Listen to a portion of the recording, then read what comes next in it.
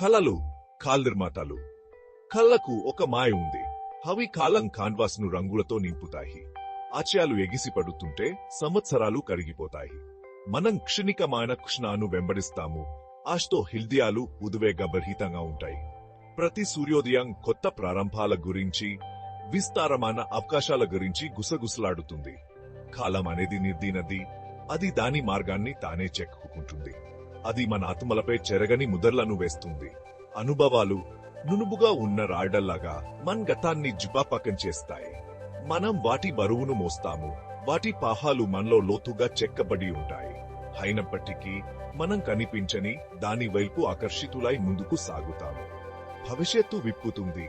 కళ దారాలతో అల్లిన పటం. మన కోరికల ద్వారా మనం ప్రాణించే కాల్ ప్రయాణికుల.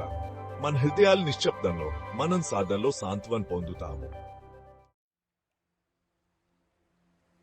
మలుపులు విధి అదృశ్య హస్తం. జీవిత మార్గం అరుదుగా సూటిగా ఉంటుంది. తరచుగా దారి తప్పుతుంది. మనం వహించని మలుపులు, వహించని అడ్డంకులను ఎదుర్కొంటాము. ఎదురు దెబ్బలుగా అనిపించే వాస్తవానికి మలుపులు. అవి మనల్ని తెలియని గమ్యస్థానాల వైపు, తెలియని మార్గాల్లో నడిపిస్తాయి. వంకరగా ఉన్న నదిలాగే జీవితం లోయలు మరియు మైదానాల గుండా ప్రవహిస్తుంది. ప్రతి మలుపు ఒక కొత్త దృశ్యాన్ని వెల్లడిస్తుంది. ప్రవాహాలను నావిగేట్ చేయడం, తెలియని వాటిని స్వీకరించడం మనం నేర్చుకుంటాము. ఎందుకంటే మలుపులలోనే నిజంగా మన స్థితిస్థాపకతను కనుగొంటాము.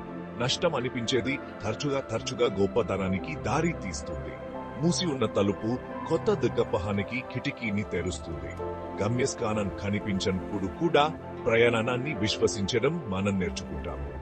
ప్రతి మలుపు వృద్ధి మరియు పరివర్తనకు అవకాశం.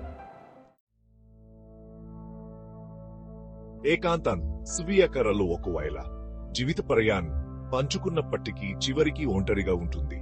మనం మన స్వంత మార్గాల్లో నడుస్తాము. మన ప్రత్యేక భారాలు మరియు ఆనందాలను మోసుకుంటాము. ఏకాంత నిశ్శబ్దతలోనే మనం నిజంగా మనల్ని మనం ఎదుర్కొంటాము.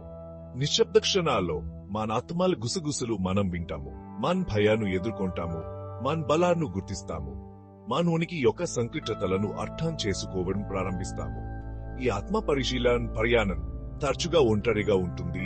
ఇది వృద్ధికి చాలా అవసరం. నిశ్శబ్దాన్ని హక్కున ఎంబ్రేస్ చేసుకోండి. ఎందుకంటే అది చాలా మాట్లాడుతుంది. బాహ్య అరణ్య రోధం లేనప్పుడు మనకు స్పష్టత లభిస్తుంది. మనం లోపల ఒక బలాన్ని కనుగొంటాము.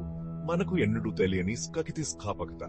లోపలి ప్రయాణం అన్నిటికంటే ఎక్కువ ప్రతిఫలదాయకమైన ప్రయాణం.